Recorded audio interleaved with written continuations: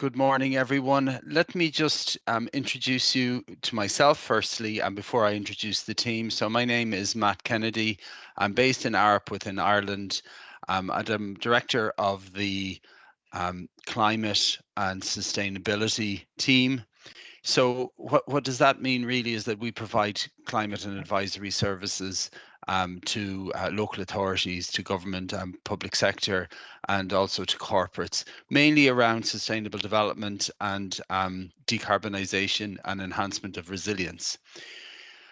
We have a few different members of the team today here. So you can see that we have Julia Vallone, who will be talking about sustainable development in the context of her vast experience in working with local authorities.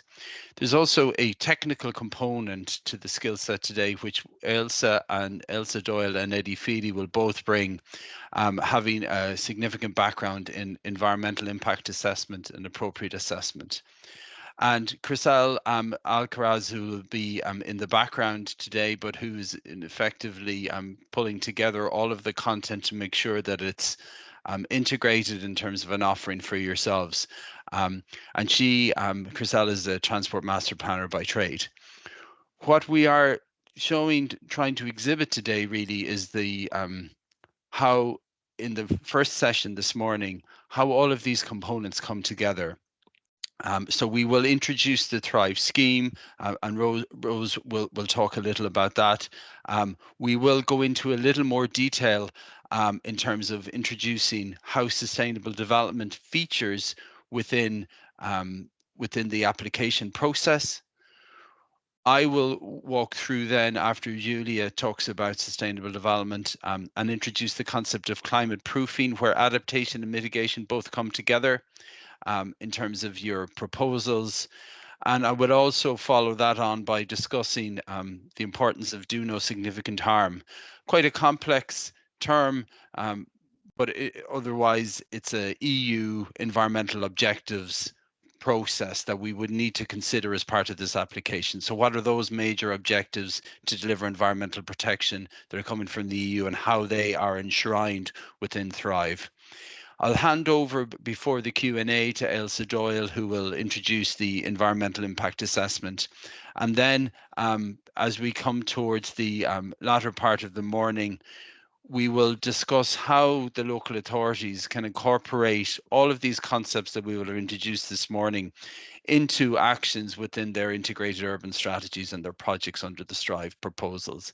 And then finally, we'll close the morning session by generally talking about the sessions that will come in terms of how we are preparing you with an in-person workshop, but also how we are looking to help you in terms of the responses through your application process in the sessions this afternoon. So the sessions this afternoon really are about pulling together the concepts that we raised this morning and more an integrated offering for yourselves so that you can actually respond to the various components that are articulated and identified within the application process.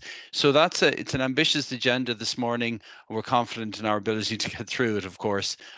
So if we move on to the sustainable development, do no significant harm, climate proofing and EIA in terms of Strand 1.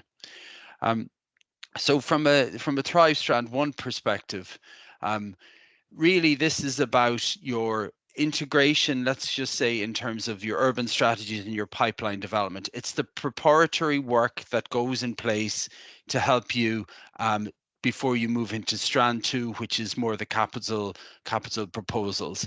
So it's about urban strategies using the framework. It's about the identification of projects in terms of adaptive reuse for heritage and the prioritization, development and specification of those projects. So that's, in many ways, it's the preparatory strand that will enable you to, in many ways, get all your contents and your details together before we move into Strand 2, which is the harder capital investment projects proposals.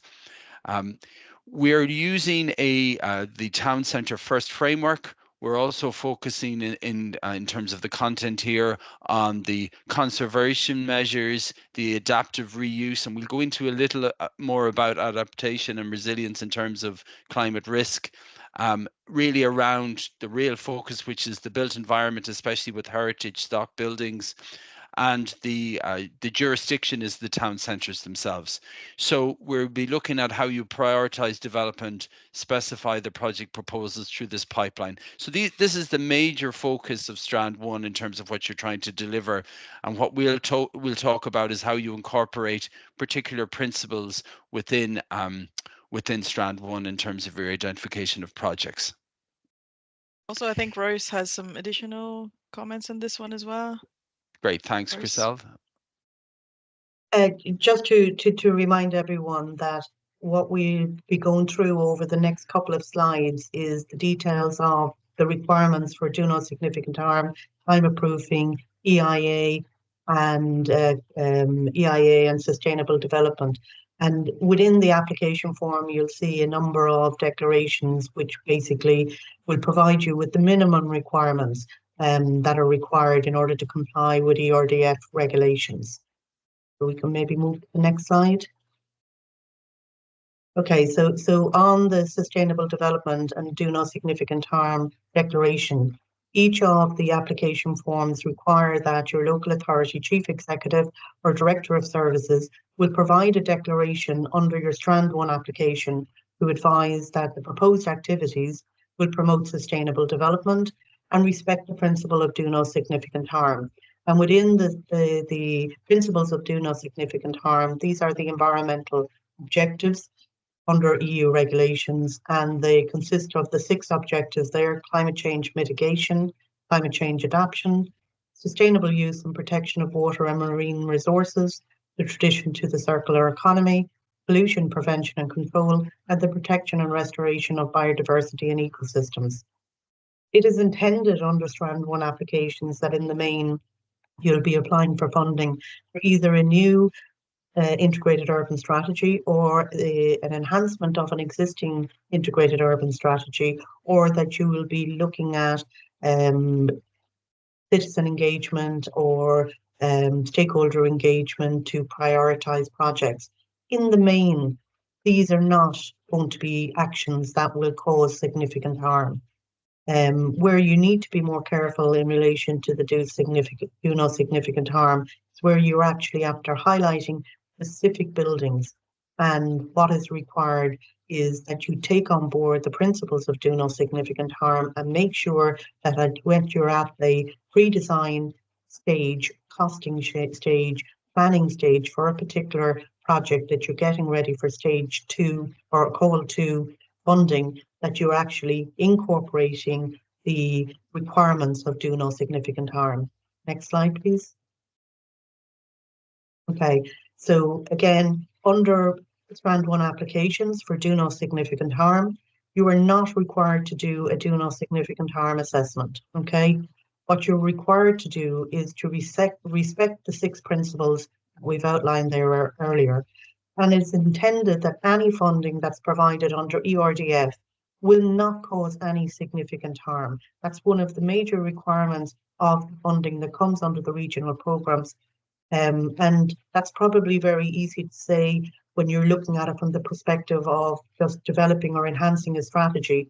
When you start getting down to undertaking design work, which can be funded under Strand 1, or looking at particular development work or stabilisation work, it's at that point you need to be very mindful of respecting the 6 principles of do no significant harm and ensuring that you don't end up with a design for Strand 2 funding that hasn't incorporated those requirements, because at that stage your design won't comply with ERDF requirements. Next slide, please. Okay, so just in a nutshell then, your Strand 1 applications do not require a do no significant harm assessment, but they must, in your applications, you must incorporate sustainability, life cycle thinking, quality of design, and the principle of do no significant harm into your integrated urban strategy. So bearing in mind all of these requirements, and ensuring that you don't either develop a strategy or start some of the pre-design or stabilization works that haven't incorporated these principles into it. And you will need to state within your application form how you've incorporated or how you plan on incorporating these into your strategy or into the prioritization of your projects. For Strand 1 applications, a climate proofing assessment is not required. Okay, that will be required for Strand 2 application, but not for Strand 1.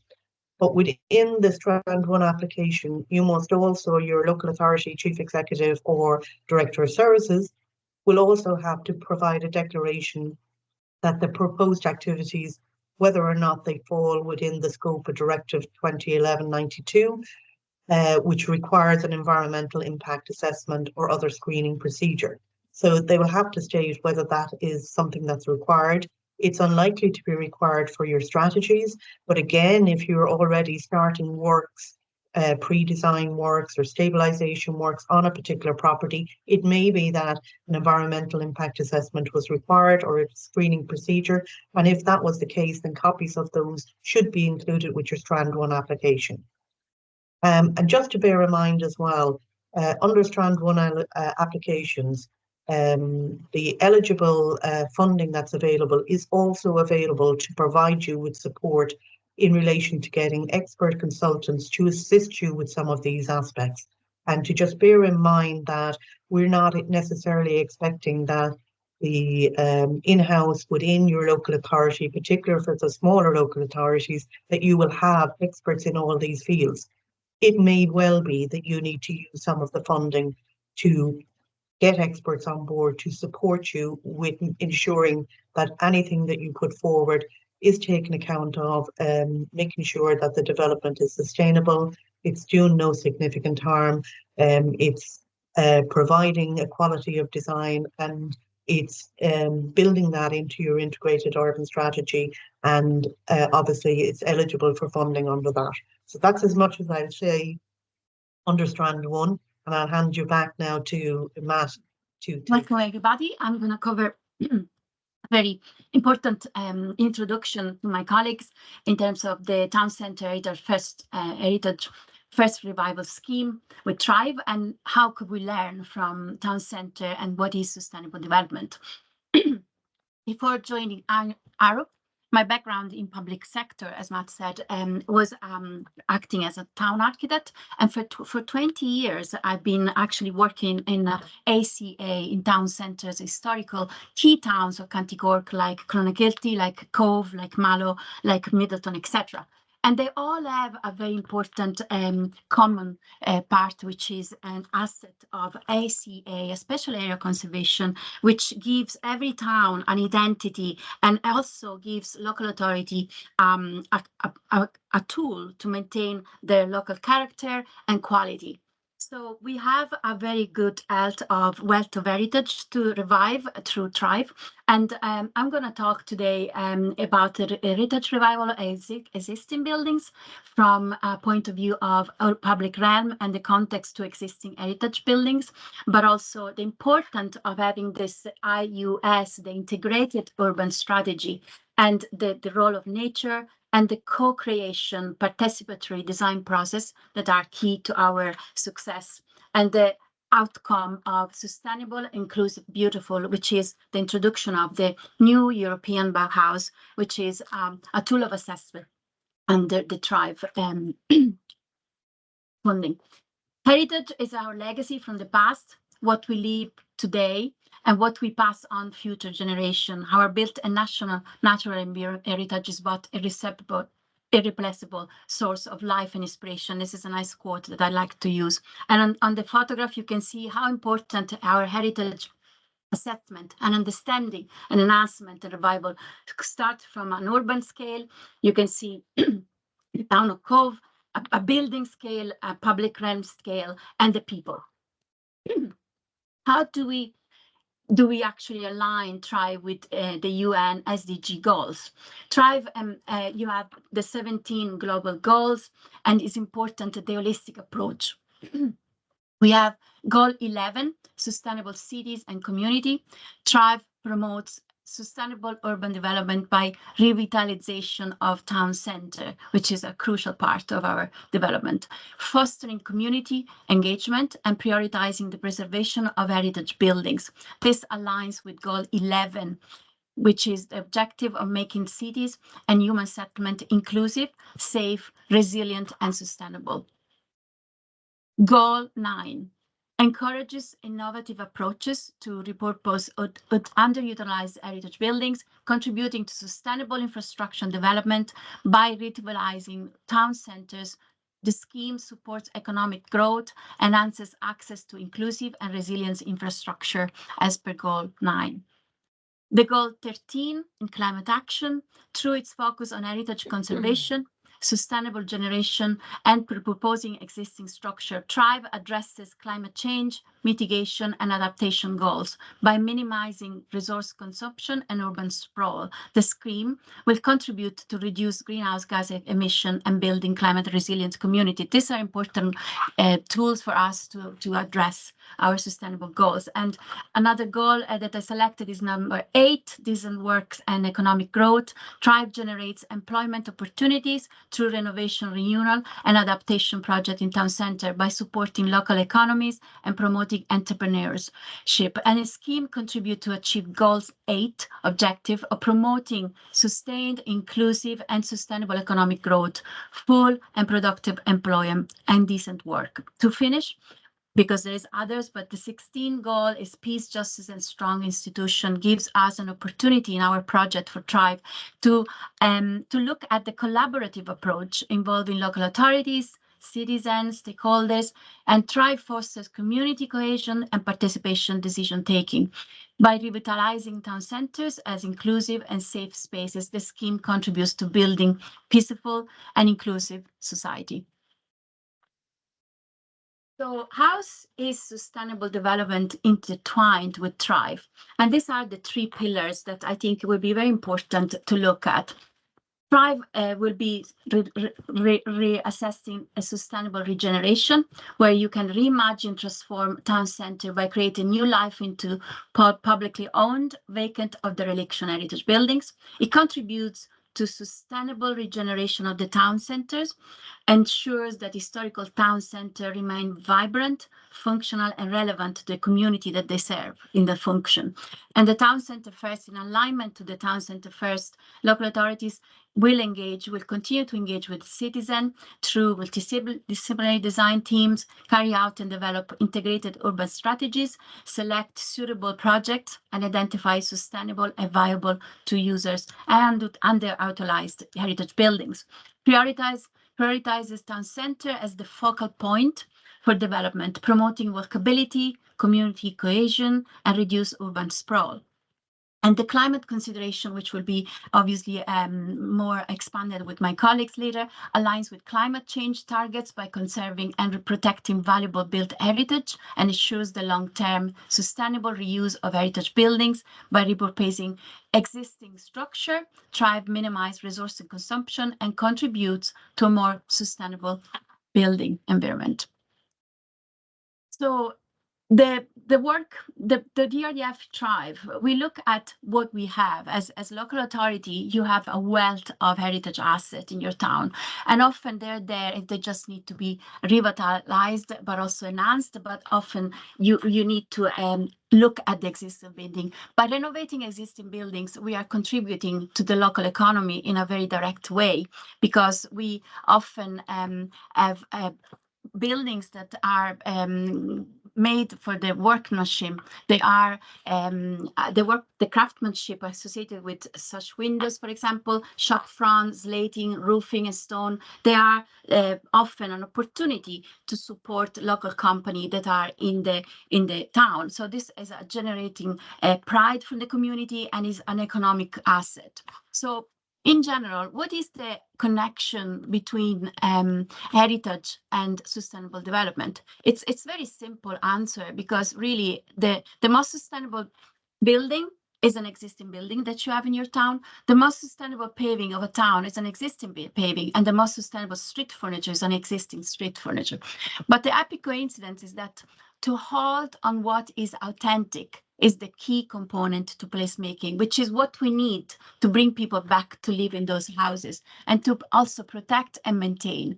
The placemaking is very important because the challenge is to reactivate in all this beautiful streetscape that we have in the towns, the buildings, and to make sure that they can repurpose, they can be readapted by simple tweaks that can be given the right function and with sensitive design additional. So it's about really adaptive reuse, repurposing historic buildings, maintaining local character and their historical integrity, reactivate the local materials using indigenous craftsmanship, as I said, and this is what we call the circular economy.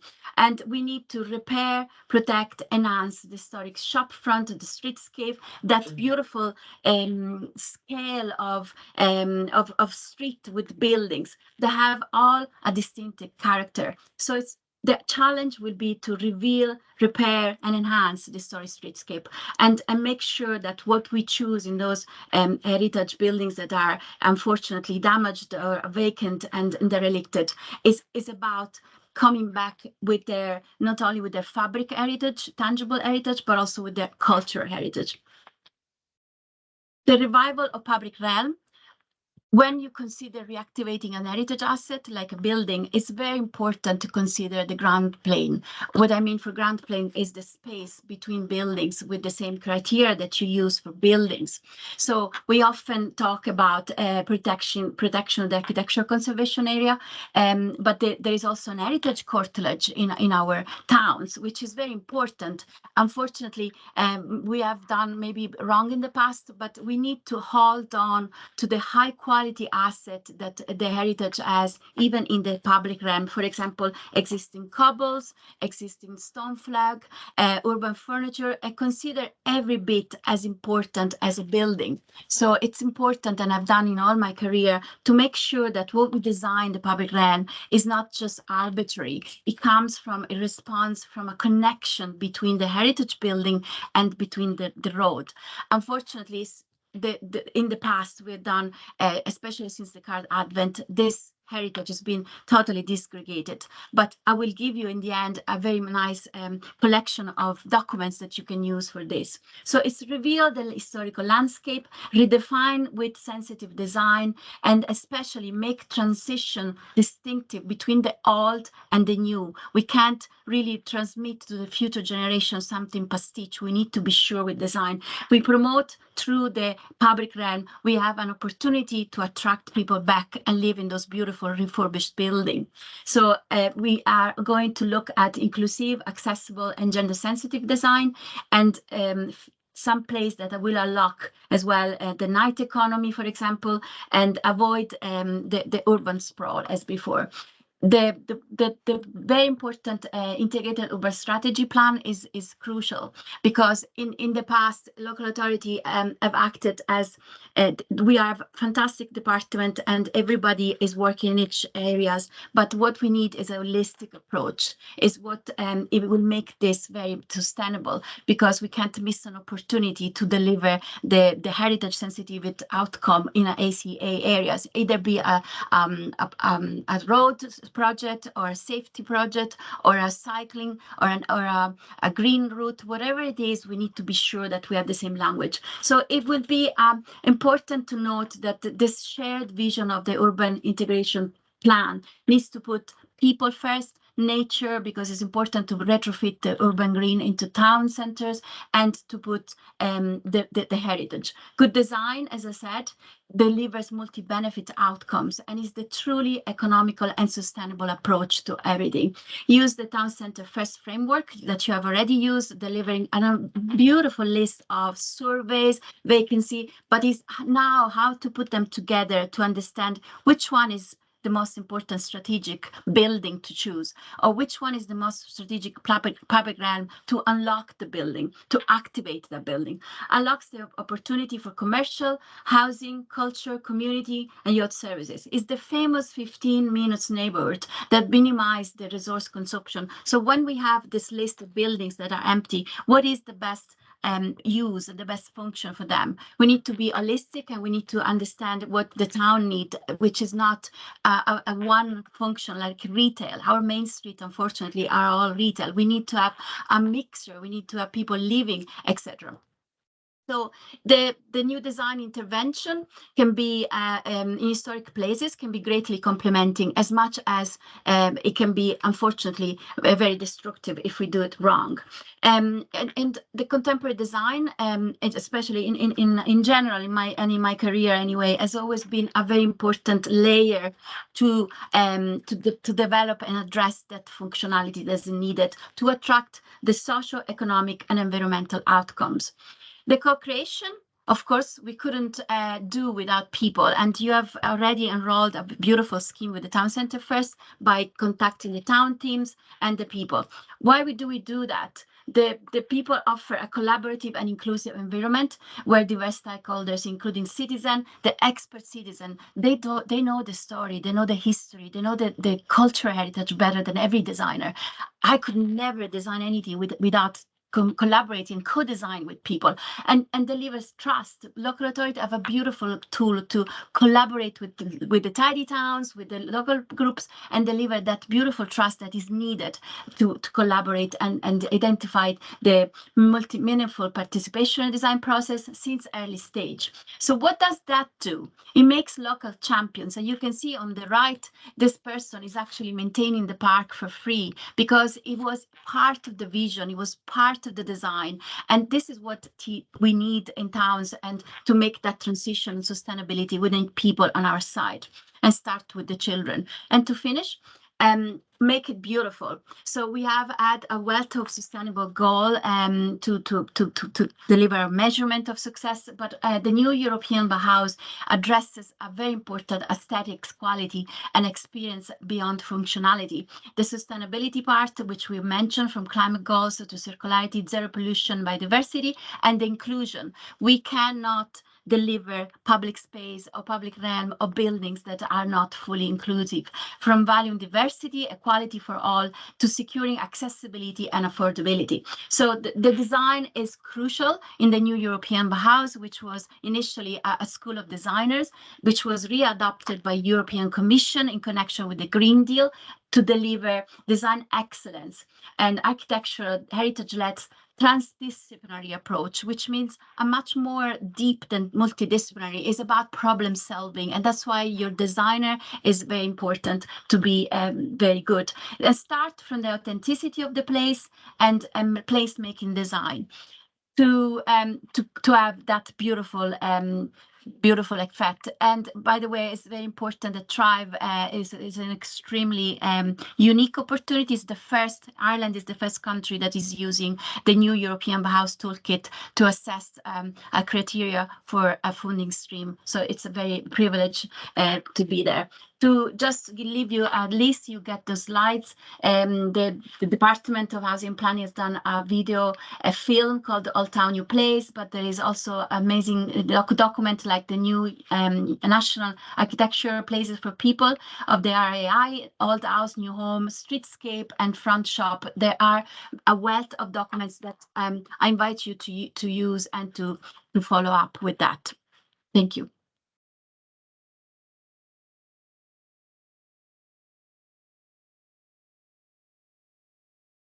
Thank you very much, Julia. And we're moving now from sustainable development into do no significant harm.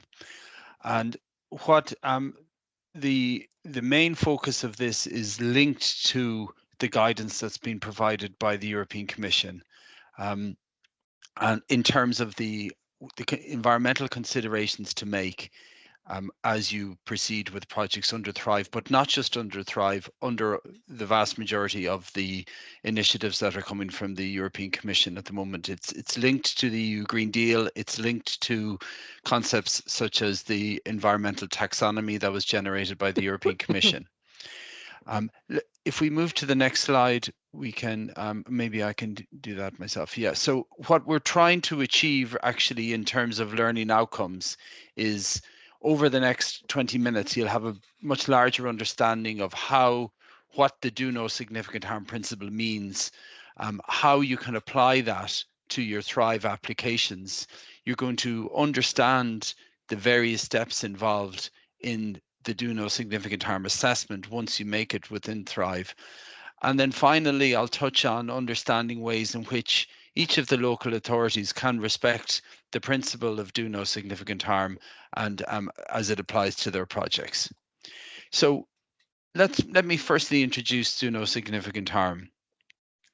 It's firstly very much linked to what Julia has just said in terms of sustainability. It's a cornerstone of what's called a term which is the EU taxonomy, which is the European Union has identified which of the technologies to be deployed within projects that will in effect do no environmental harm, do no significant harm. So it is a taxonomy of those those types of technologies, from environmental potential control to circular economy to mitigation and adaptation. And what it's really trying to do is to ensure the environmental sustainability. And in the context of today, that's all about heritage conservation.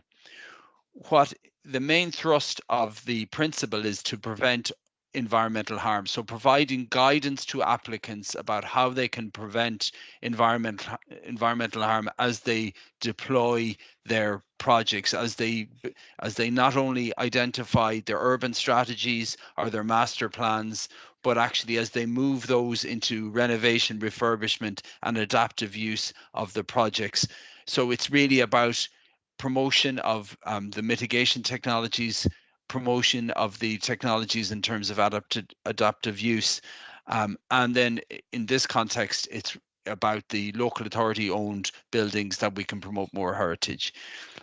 Underpinning within Thrive then becomes essential. So understanding how the principle applies to each of the initiatives to ensure that as an applicant, you consider, as Rose said, you consider what this means in terms of your application. So it's not do no significant harm assessment is not required in when we consider the Strand 1, but it should be respected as a principle within Strand 1, no more than sustainable development should be accepted as a principle.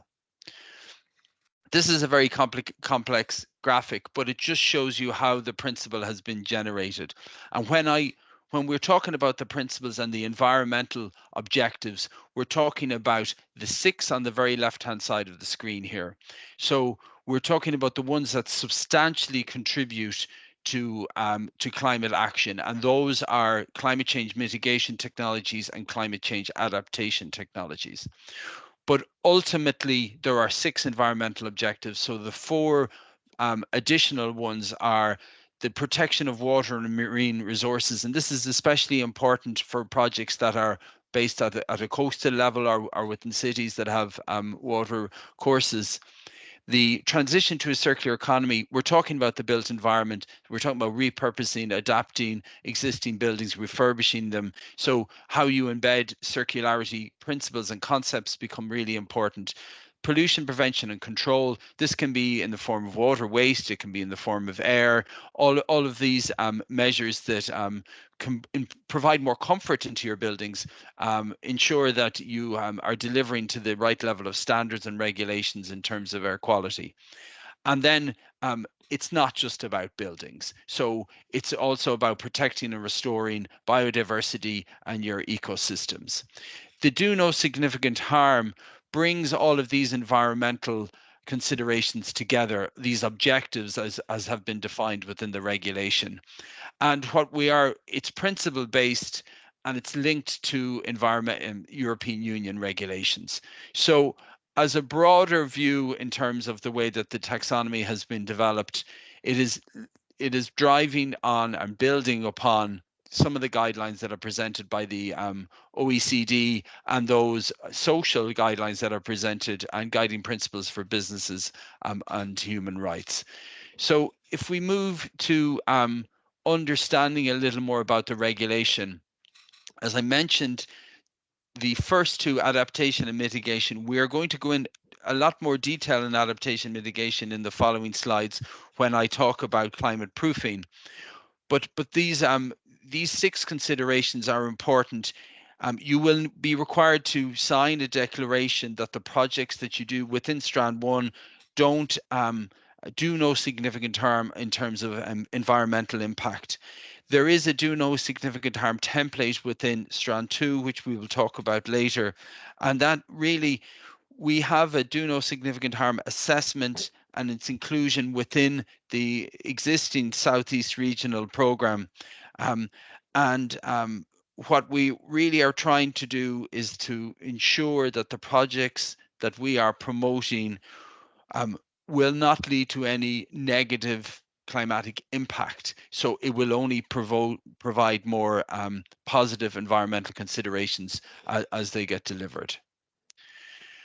What I've tried to do here is to link what the European Union are trying to promote in terms of these environmental principles with what Thrive is trying to promote. So as I mentioned, these are principles that are applying to the vast majority of initiatives. And I'll give you the example at the top here. So when we consider a lot of the economic activities that are being driven need to be environmentally sustainable. So examples of these types of sustainable activities are the types of building practices that you are incorporating within your proposals, or the equipment from an energy efficiency perspective that you are deploying within your initiatives, or how you incorporate green infrastructure or nature-based solutions. So these environmental considerations come together with sustainable development considerations as a way of guiding all your investment decisions. So through Thrive, what you're also going to try to do is you're guiding your investment decisions, you're fostering this economic development in terms of heritage and conservation measures. And specifically within Thrive, it's about environmental stewardship, which stimulates economic growth and social progress. So the types of initiatives directly within Thrive is around promotion of cultural heritage, preservation of historic buildings, improvement with regard to the public space. And these are about fostering economic development, as I mentioned.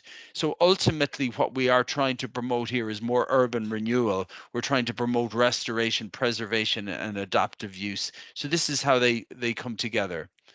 So within the do no significant harm assessment, what do you need to confirm?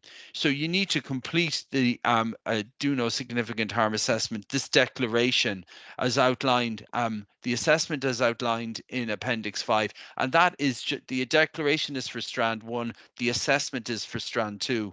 And this template, do no significant harm, is only to be completed if your answer to any of the questions within table 1 is yes. So if you feel that it has a significant impact and harm, then the template needs to be completed. It is really about integrating the 6 principles, how you incorporate those within your those principles, how you consider them within your Strand 1 applications and around the promotion of sustainable development. And ultimately, it's about positive interventions, reporting on the contribution that you are making. As we talk in the next step about climate proofing, I'll go into a little more detail about how we link the principles together with the actual initiatives that we can promote more climate proofing through. And then finally, this is about, you need to confirm that you comply and that it mitigates. So you review the application in terms of the regional program that you're doing and the recommendations within the regional program around do no significant harm. So when we've been talking to the assemblies and in terms of our specialist experts within ARUP, there are a number of considerations that we feel that local authorities, the planners, the climate change actors, the environmental regulation people, all within local authorities need to consider. Firstly, reduction of greenhouse gases. So when we talk about significant harm, we really mean that the greenhouse gas emissions aren't going up, that the interventions we're making are making a significant contribution. We are also talking about the adverse climate impact. So how we consider the climate hazards that impact our buildings or our infrastructure or our projects as we renovate and restore our buildings. What considerations do we need to make from a climate adaptation perspective? we do also need to consider where the projects are and what impact that would have in terms of water. Within the application, you can see they cite examples such as if you're based on the coast, the impact of sea level rise will have a significant impact in terms of your potential project. So the water body, your marine resources become really important in terms of consideration. The materials you use also, so the circularity and the repurposing of the existing materials in terms of the renovation, and the transportation and the supply of those materials, and the adaptive use of the buildings, then these all become important considerations. You know, when we talk about circularity, often people talk about materials or they talk about waste. You know, how do you minimize the waste that's resulting from your project? What type of disposal do you have in terms of the waste, and how do you ensure that your supply chain is as sustainable as possible? You do not want to increase any form of pollution. In fact, you want to do the opposite. So the intent would be as a key consideration in terms of pollution prevention and control. And then finally, your ecosystems. And I'll give you some examples later in terms of how you can bring mitigation and adaptation together to promote biodiversity, but also provide mitigation benefits also.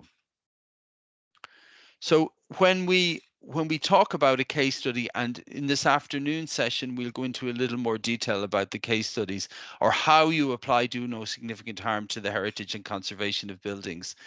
There are a number of different considerations, and these are extracted really from the guidance provided. What you need to do is to consider the direct and indirect impacts of your measures and really incorporate a more thorough sustainability assessment. The life cycle, you'll see the term life cycle becoming quite essential in terms of your initiatives also, and how you consider not just the operational use within your building, but actually the environmental footprint all across the phases of your project becomes really important in terms of getting success through the Thrive initiative. The technologies that you use then, we're promoting do no significant harm. We're avoiding fossil fuel use. So often that is about the promotion of more electrification from green electricity or the deployment of more renewable electricity in terms of technologies. And this is really about, it can be in the form of energy efficiency equipment or lighting upgrades. It can be in the form of different types of heating and cooling. These are all encouraged under do no significant harm. The legal framework compliance, how the project considers not only what's happening within the local jurisdiction or the regional policy of your town or urban area, but also how it aligns to the EU and national environmental laws. So your project shouldn't be in isolation from the wider policy environment that is ongoing, whether that's at a regional or national level or at a European level. Compliance to ensure that all of your conservation measures are meeting the environmental and regulatory standards. The environmental and sustainability assessment, we will talk in more detail about this, but while the EIAs and proofing are valuable tools, they sometimes do not automatically satisfy the do no significant harm criteria. So we need to emphasize the need for dedicated do no significant harm reviews to ensure that no harm is caused, and that becomes quite essential in terms of completion of templates through the application form process. And then there is guidance in terms of the technical screening criteria. So you want to utilize this criteria from the taxonomy to greatly assist in demonstrating this compliance. So really, it's not about overcomplicating the declarations that you're making. It's about a consideration within their Strand 1 about how do no significant harm principles are adhered to, how are they considered within your proposals. And then ultimately, when you get to the assessment in terms of Strand 2, then it's really about ensuring that the interventions deliver on climate proofing, that they deliver on do no significant harm within the design and the implementation of the proposals through Strand 2. So you will be required, as I mentioned, to see how these principles apply to your own Thrive application. So you want to, from a Strand 1 perspective, ensure that sustainability and the do no significant harm principles are integrated into all of your strategies, as well as sustainable development, as Julia said. But you, from a Strand 2 perspective, we're really moving into more climate proofing, the mitigation, the adaptation solutions throughout your project design and your application. And we've given you examples here on the right-hand side that if the answer is yes, you need to complete table 2. So are the activities being funded under the scheme expected to lead to significant greenhouse gas emissions during the project life cycle?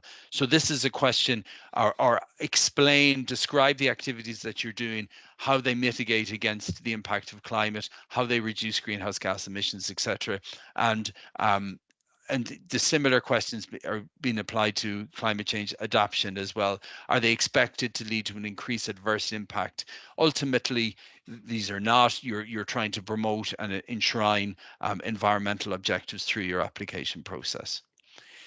As we move into more climate proofing now, this is the second dimension to the learning outcomes.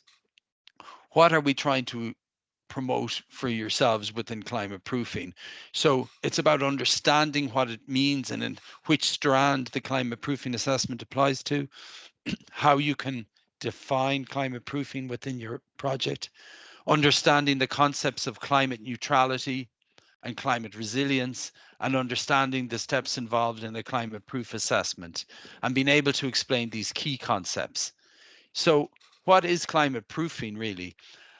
In many ways, we talk about a separation between climate adaptation and climate mitigation, but actually climate proofing is about bringing together both of these concepts together. It's the process that integrates climate change mitigation and adaptation measures into the development of your projects. And in the Thrive application, it talks about climate neutrality, which is a term that it's really referring to climate mitigation. And it also refers to climate resilience, which is the term that it refers to in terms of climate adaptation. So when we talk about climate proofing, what we want, it's really a term that's coined to link to infrastructure. So it's a process designed to enhance your infrastructural resilience against the longer term climatic impacts. So when we talk also about mitigation, the cheapest form of energy is the energy that you don't spend. So that is the energy efficiency first principles, improving the conservation, the energy efficiency of your refurbished building, and delivering on a 2050 climate neutral goal.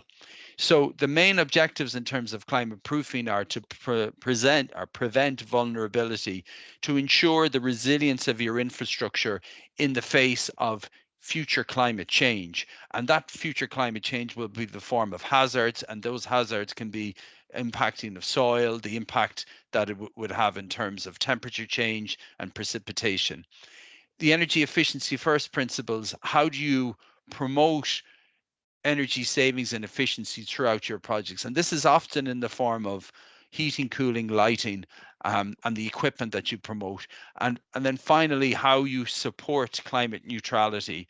So how do you support a reduction in greenhouse gas emissions? When we move into more talking about climate resilience, that is really about enhancing a project's capacity to adapt to climate change. So we often talk about the climate risk in terms of being either being acute or being chronic. So the acute means the impact of particular hazards. So if you're, say, in Limerick City or in a coastal town, you'd be considering the impact of sea level rise, enhanced flooding. If you're dealing with more land use and the impact of drought that it might have in terms of infrastructure, or the impact of things like heat waves, are you designing your infrastructure to respond to a warmer temperature in terms of potential buckling of that infrastructure? And chronic then, again, as I mentioned, sea level rise and that impact. We tend to talk about climate risk in terms of bringing together the hazards and how the project is exposed, or how the project is exposed to those hazards, the sensitivity of the project in terms of the location. So the location of that particular project and how sensitive is it to the impact of those hazards, and how you can adapt as a city or a town in terms of, and have you the capacity to adapt and respond. Under the phase one, you conduct a sensitivity exposure and a vulnerability analysis to understand your resilient needs. So under that sensitivity and exposure analysis, the sensitivity analysis is really about identification of the hazards that could potentially impact your project. And you want to really assess those, whether they're scoring low, medium, or high in terms of the impact. It's the same with regard to the exposure and the vulnerability analysis. So in many ways, this is location specific. As I mentioned, the threat of particular hazards within your location. And then the vulnerability is the combination of the outcome of both the sensitivity and the exposure. So the example that it's cited within the application form is around sea level rise. And then, so if you're on a coastal area or a dockland project, then you do need to consider the impact of sea level rise in your project. And you also need to think not only just now in terms of current hazards, but the potential impact of future hazards in terms of that rise. So the means in terms of you conduct a phase 2 assessment and you score whether it is low, medium, or high. So really what climate resilience is about identifying the particular climate risks that will impact your particular project, and conducting some future analysis based on those. So the variable, you've been asked to complete a number of tables. So the variable that you might want to consider are things like flooding or heating, and we can talk a little more detail about those. And then the theme that you want to be considering also is the assets, or the project that you're generating, the building itself, but also maybe some of that inputs to those assets, such as the waste. When we move to more climate neutrality perspective, really the neutrality is another term that the Thrive use for mitigation. So this is really aimed at mitigating the climate impacts. And when we talk about CO2 reduction, we're really talking about how do you promote more decarbonization? How do you promote more deployment of renewable energy sources or energy efficiency equipment? So under phase 1, the screening is based on infrastructure categories to assess the potential greenhouse gas emissions impacts. So you do a screening assessment, and then that the phase 2 then is really the next step in terms of the outcome of that screening assessment. It's a carbon footprint assessment, which is really, if it's significant in terms of carbon, you move to phase 2. And that, when they talk about significance, they're talking about 20,000 tons of CO2 per annum. So that's the equivalent. It should not, if it does exceed that, a carbon footprint assessment would not be required if it's below that threshold of 20,000 tons of CO2. When we look at climate proofing, as I said, it's about bringing both of these concepts together. So the climate neutrality analysis is about screening the hazards, quantifying the greenhouse gas reductions, in some instances monetizing the return based on these particular actions. The resilience assessment then is about conducting sensitivity and exposure and ranking the sensitivity and the exposure of your project based on its location and based on the assets into low, medium, or high, and this climate risk assessment. And this forms an integral part of the appraisal when we talk later about the strategic environmental assessment and the environmental impact assessment. So the overview itself, there's different components in terms of a climate proofing. The purpose is to ensure that the investments with the lifespan of 5 are plus years. So really, a lot of the assets that you're renovating are resilient to the climate impacts. And this is integral for achieving funding and seeking funding through Strand 2 and Strand 2 of your proposal. There is a mandatory submission of a climate proofing assessment with Strand 2, and you need to complete the template provided. There's components are neutrality, which is really, as I mentioned, greenhouse gas mitigation, and resilience in terms of withstanding the challenges, the impact of the hazards. It's a phased approach, so screening, the screening determines the necessity for more detailed phase 2 assessment, and if we move into phase 2, that is conducted if there is significant potential vulnerability or climate impact. That's only when phase 2 is completed. In terms of the impact on funding, climate proofing, it's a critical component in terms of the impact criteria. So it's 30% of your overall impact, and it's measured weighting of 30% of the whole project. And the project must demonstrate that there is a positive climate intervention in terms of their design and implementation. So it's not just the operational carbon, it's actually design implementation through the life cycle of the project, as I mentioned. So the question that you will be asked is, does the climate proofing assessment apply to your own application? And for those applying under Strand 1 with the intent to develop Strand 2, you should be prepared for a climate proofing assessment and the obligation that comes with that. For Strand 2 projects to meet those criteria, it needs to comply with the ERDF guidelines. The access to the support that is there, there's resources in terms of the technical guidance being provided by the European Commission. The climate proofing assessment is mandatory for longer term investments, as I mentioned, for 5 years plus. Now, there is professional assistance in terms of expert consultancy, as Rose outlined at the very start, to help you in terms of your conducting of climate proofing assessment. It's really important to remember that this assessment is crucial for all of your Strand 2 projects as you move into the projects that are from a 2 million to 7 million in finance scale. And it's really about ensuring that they comply with these do no significant harm, or these environmental objectives and standards. And there's a number of tools that are provided in terms of successful assessment by Thrive. We've cited a number of reference documents here.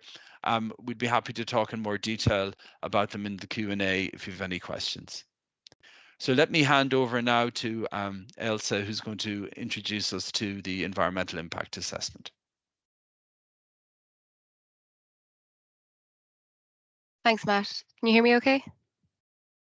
Yeah, yes, great. We can. Okay, great. Hi all, Ailsa Doyle is my name, Senior Environmental Consultant in Arup. I'm going to just briefly talk about the kind of concept and overview of EIA and also AA. I'm sure a lot of you on the call are very familiar with the processes, so I won't dwell, but do utilize the Q&A if you do have any questions. Oh, sorry. Chriselle, sorry, could you go back one for me? There we go. Thanks. Sorry.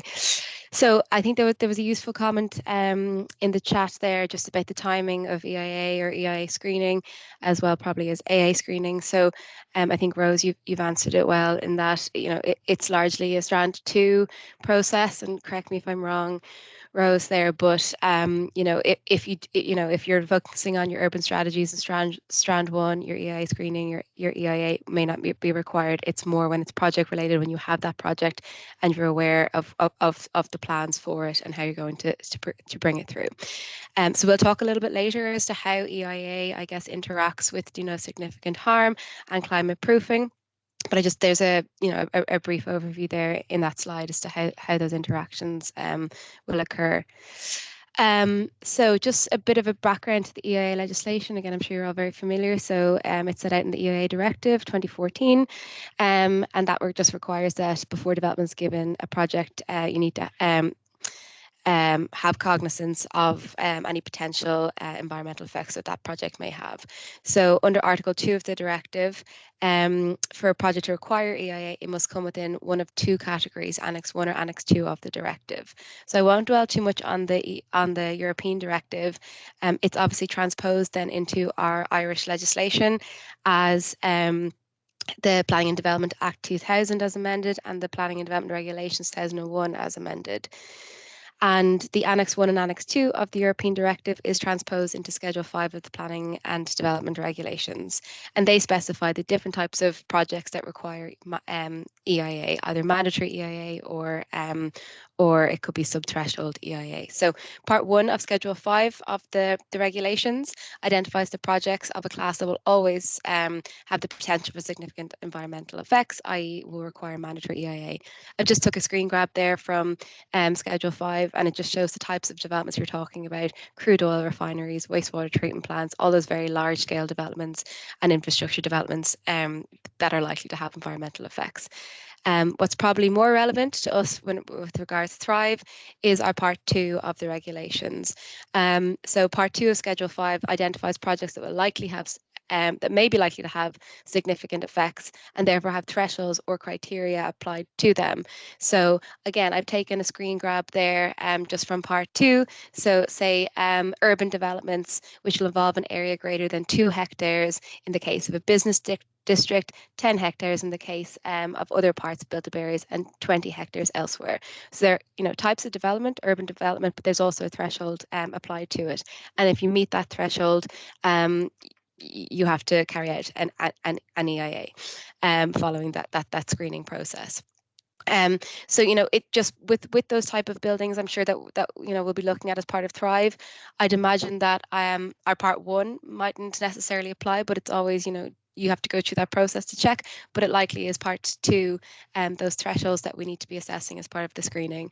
You'll also see Part 4, Article 14 there of Part 2, works of demolition, just to be cognizant of that as well, that demolition works pertaining to any development set out in Part 1 or Part 2, which could be urban developments, may require EIA screening as well, or EIA. There's also sub-threshold EIA. So if you say it's an urban development, but it doesn't necessarily hit that threshold of a certain hectarage. So if it's not 10 hectares in the case of other parts of a built-up area, etc., you carry out an EIA screening to determine if there's going to be likely significant effects, and that's called sub-threshold, I guess, EIA and sub-threshold development. So I've just thrown in some guidance here. I'm sure you're all familiar with them, but there's very useful guidance out there, particularly from the OPR as of late, as well as obviously the department guidance for planning authorities in carrying out EIA. So there's a number of very useful documents out there. So just a bit of an overview again of EIA screening, the process, how you go through it. So there's very useful flowcharts again and some of the EPA guidance documents.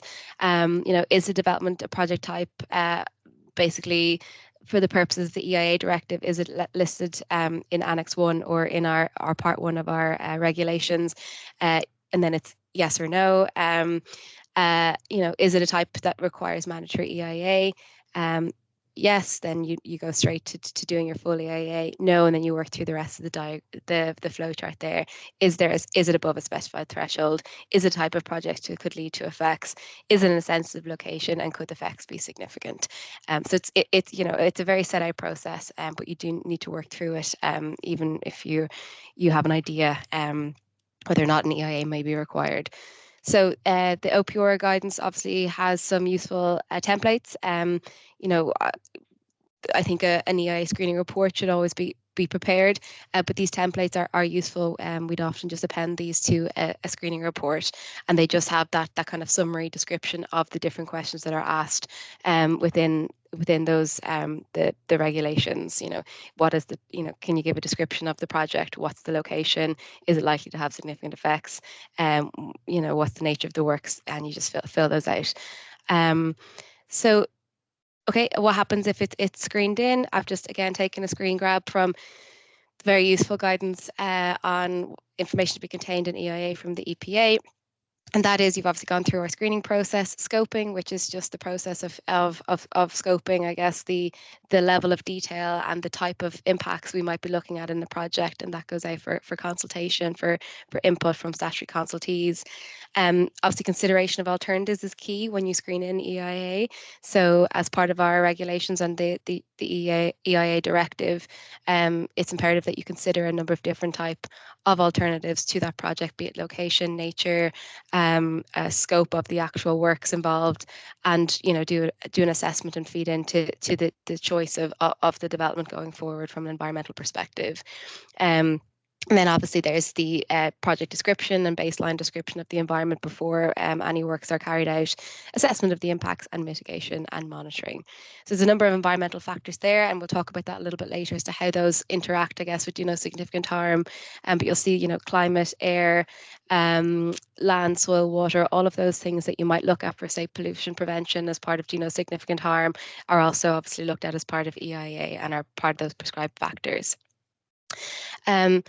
Okay, so I'm just going to touch briefly on appropriate assessment, and it will become clearer later on. There is one question as part of the do no significant harm criteria as to whether or not a proposed project would likely have any effects on any detrimental effects on ecology and specifically sites of European importance. And I guess in order to answer that question sufficiently, an AA screening it will be required or will likely be required at least, let alone a full AA. So I'm just going to touch on it briefly. So obviously appropriate assessment comes from the Habitat Directive, which seeks the long-term survival of Europeans' most valued and threatened species and habitats. So we obviously have protected sites in Ireland, special areas of conservation and special protected areas, or are Natura 2000 sites. Consent for a project can only be given once we determine that it will not adversely affect the integrity of any of those sites. And in order to do that, then an appropriate assessment must be carried out. So again, a number of very useful and established guidance documents out there. More recently from the OPR there, the Appropriate Assessment Screening for Development Management Guidance, which is a really useful step-by-step guidance document. And then some slightly older but really useful guidance there from the department and European Commission. So just very, very briefly, what is AA screening? It's essentially making sure, as I said, there is no adverse effects from a project on the conservation or the integrity of those European sites or the conservation objectives of those sites. So, you need to figure out, I guess, source pathway receptor model. So what is the source of the impacts? What is the pathway? Is there any indirect or direct pathway to any of these sites, be they watercourses or terrestrial sites? And then, yes, what is the receptor, which is those sites? And it's just, describing the impacts, identifying what they are, assessing them, and then having a screening determination from the local authority or the competent authority. And then if we screen it in, that's where you can introduce mitigation. So AA screening needs to be an assessment of whether there will be any adverse effects without mitigation. But if we screen in for full AA, you can at that stage introduce your mitigation measures and to counteract or to mitigate any of those potential impacts. Yeah, and so what we've been trying to do over the last hour really is introduce concepts, and really what we want to exhibit is that those concepts are intertwined. And so as we talk about principles like do no significant harm, we are talking really about what are the initiatives to be delivered to enhance the conservation of your buildings, especially in terms of your heritage buildings. And that can form mitigation solutions or adaptation solutions, but they want you to consider both in many ways. And they also wanted to show that you have the most appropriate environmental assessment that is applied to those projects too. So all of these concepts will probably come together a little more clearly in your minds and this afternoon when we talk about how you would apply them to particular projects. But for now, let me take you through how we bring them together in terms of the urban strategies themselves. So when we look at Strand 1 of Thrive, we know that it's an integrated urban strategy development. We know that what you're trying to do is identify the projects, not actually build or capitalize on them. Identify the projects for adaptive use, and what you're really trying to do is prioritize the development of those projects, the costing associated with them. So the preparatory work that goes involved to frame, and that's why there is a significant difference between Strand 1 in terms of finance under Thrive and Strand 2. Then what we want to ensure then that is those, as you try to develop an integrated strategy, or are you try to identify the projects to reuse the heritage buildings, or are you are in the steps through prioritization of actions, how you incorporate the environmental objectives within these. And I think that this will become more mainstream for you. So you're already thinking about, okay, in terms of conservation, how do you improve the energy performance of the buildings? How do you ensure that you're not doing any harm in terms of your heating with regard to fossil fuel use? How do you ensure that you're capitalizing on your materials, that you're not transporting different materials from all around Ireland to get you to your project, but you're actually reusing? How do you consider things like your waste materials, your water usage within? How do you maximize the resource efficiency associated with those utilities? And these are the things that are you're getting the guidance from the European Union, but ultimately these are the types of things you would be incorporating into your projects anyway.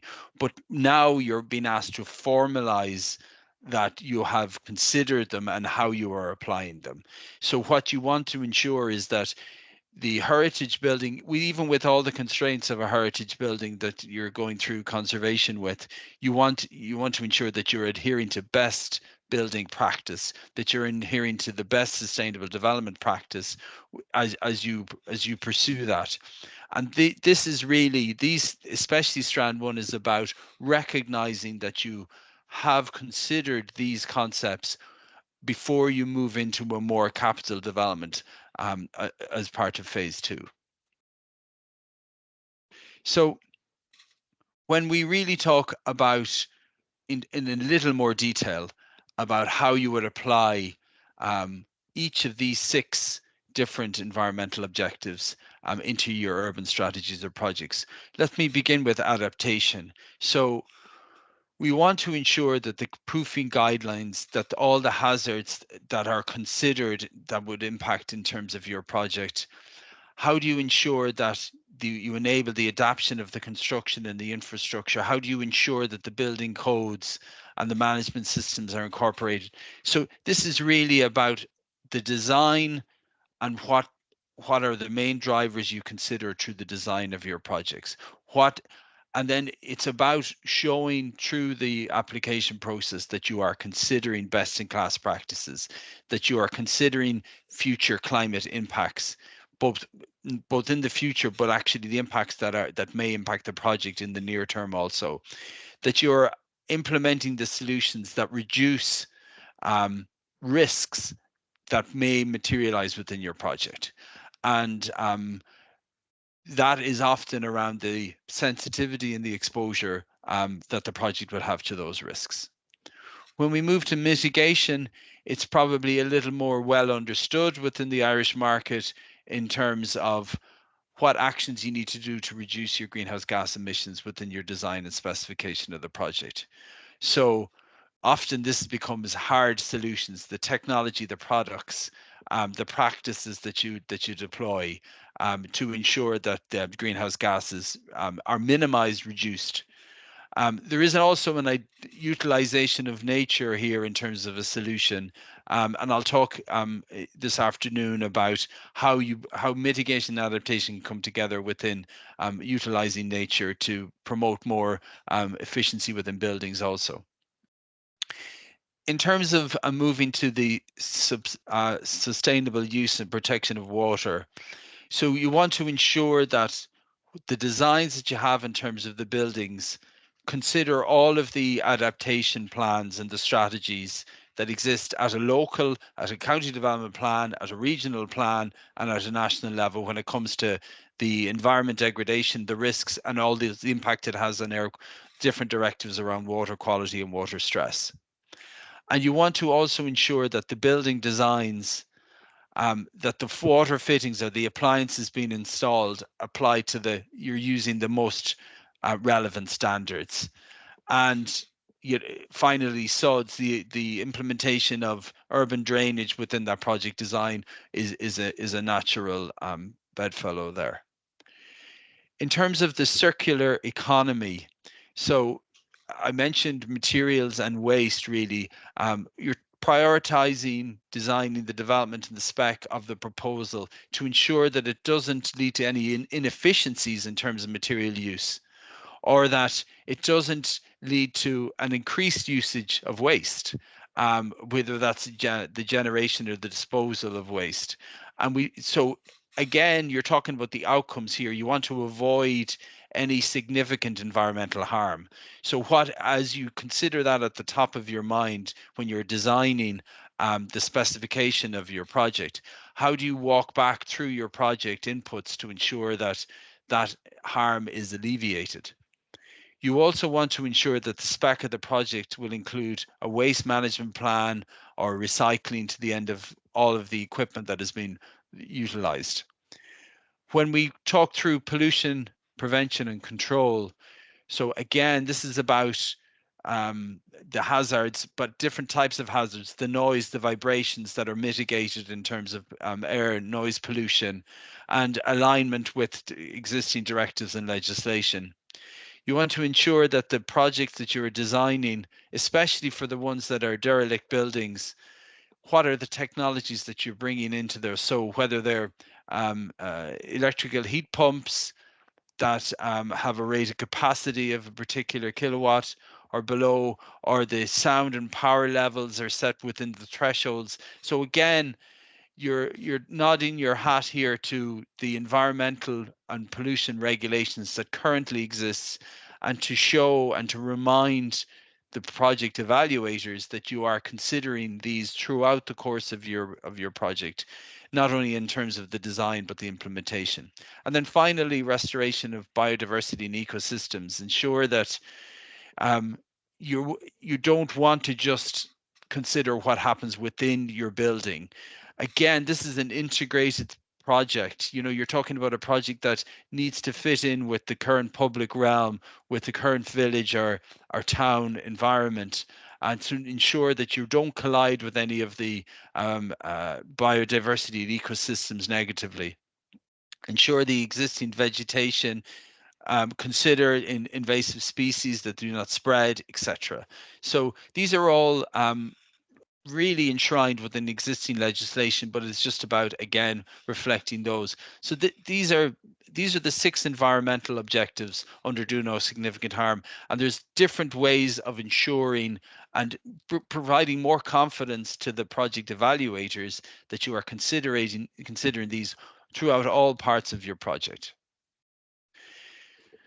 I mentioned that there is a requirement under Do No Significant Harm, that there's a declaration required, and it's not required to consider the Do No Significant Harm assessment under Strand 1, but you really do need to respect these principles, and you need to show confidence within your proposal that you are respecting those principles. So there is a signature required, step required through that. So what I would really emphasize is that the principles are there as guidance to you to build as strong a proposal as you possibly can in terms of consideration of these environmental principles throughout your planning, design, and implementation of your project. It really steps you through the considerations that you need to make. It steps you through how you should be also relying on existing policies that within local, regional, or national level, the consideration of existing regulations, the utilization of low carbon materials, low carbon technology solutions, that you also need to be considering the climate proof, how climate proof the project are, how sensitive and exposed the project would be to potential hazards that will come, and then consideration of where your project is in terms of the sensitivity then becomes really important. And then how you measure at a low, medium, high level the potential impact of those hazards on your project.